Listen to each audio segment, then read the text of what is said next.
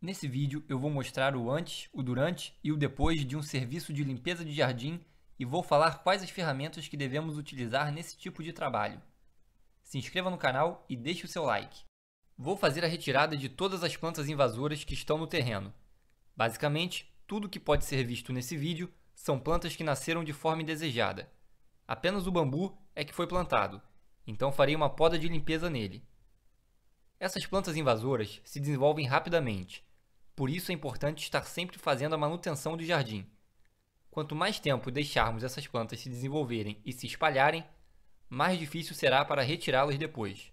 A primeira coisa que costumo fazer, utilizando um facão e uma tesoura de poda, é podar as plantas maiores. Assim consigo ter uma visão melhor do que precisa ser feito. Em serviços como esse, é importante o uso de equipamentos de proteção, como por exemplo luvas e botas. Com a enxada, faço a retirada das raízes das plantas invasoras. Essa é a parte mais difícil e mais cansativa do trabalho. E quanto maiores as plantas invasoras, maiores e mais profundas vão estar as raízes. Então é preciso cavar bem fundo para tentar tirar o máximo possível das raízes.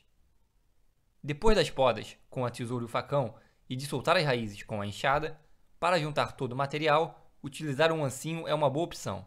Um carrinho de mão também pode ser extremamente útil para retirar os resíduos do local.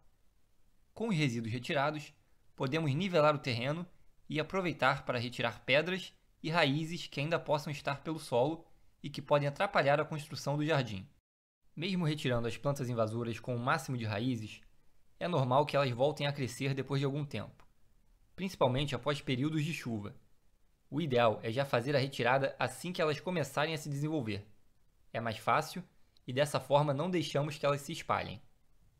Existem algumas formas de evitar o crescimento dessas plantas, como por exemplo usar uma malha anti-ervas ou colocar uma camada de folhas secas por cima do solo.